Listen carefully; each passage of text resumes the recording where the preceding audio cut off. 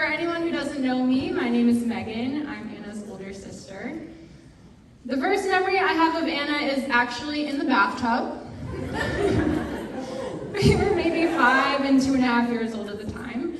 Naturally, with 2 young kids, our parents would give us bath time together, for convenience. Usually this was pretty uneventful, but I distinctly remember this one night when Anna found this new brown boat in the tub. Spoiler alert, it was not a boat.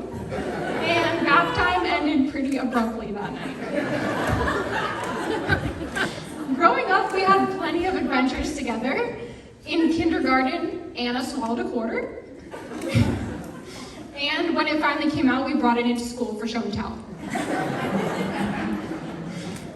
At home, we filmed lots of corny videos together with our dogs and chickens, and our younger brother, Patrick, who we affectionately called Bob. When we finally got older, we'd go on sister trips together. I remember shuffling Anna through all sorts of New York City transportation, only to end up in New Jersey in front of Carlos Bakery, one of the famous bakeries from the TV show Cake Boss, which we always loved to watch. After standing in line for what seemed like forever, we finally emerged with the famous lobster tail pastries. They were pretty good. Another year, we road tripped through Canada, where we became friends with a random Australian guy in a hostel. On the way home, on the back roads of Vermont, we became some of the few people to have seen the world's tallest file cabinet. By the time we were in high school, we definitely had branched out and gone our own separate ways. Even though I was older, most of the kids in high school knew me as Anna's sister rather than the other way around. She was the athlete and definitely the more outgoing one. After high school, we both spread our wings, moved out of Massachusetts, and chased our future careers. I was living in Louisiana when I first heard about Devin. For the first few months, I really didn't know much about him, but I was happy for Anna, even though I was a little bit skeptical at first. After graduating nursing school, Anna proudly announced that she was moving to North Carolina. I think I and my rest of my family were also surprised that she was going with Devin.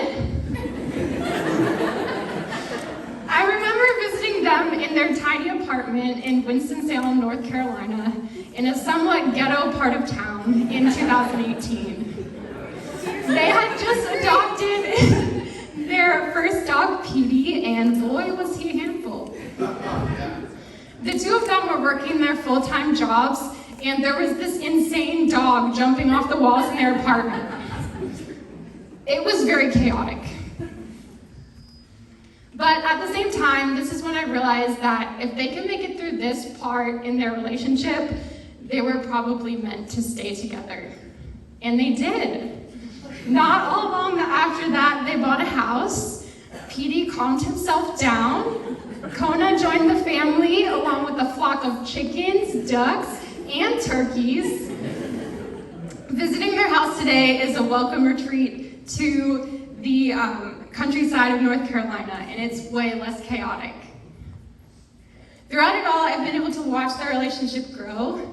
They really do bring out the best in each other. Devin is one of the hardest working and supportive men that I know. He gives Anna the confidence to be 100% herself, even sometimes too much herself, and supports her to get through life's challenges together. You can tell they just have fun together, and they make each other truly happy. Anna always says that I'm her role model, and that she lives vicariously through me. But in this chapter of her life, I'm living vicariously through her. I hope someday to have the same kind of love that you two have for each other. So with that, I'd like to raise a glass to Anna and Devin.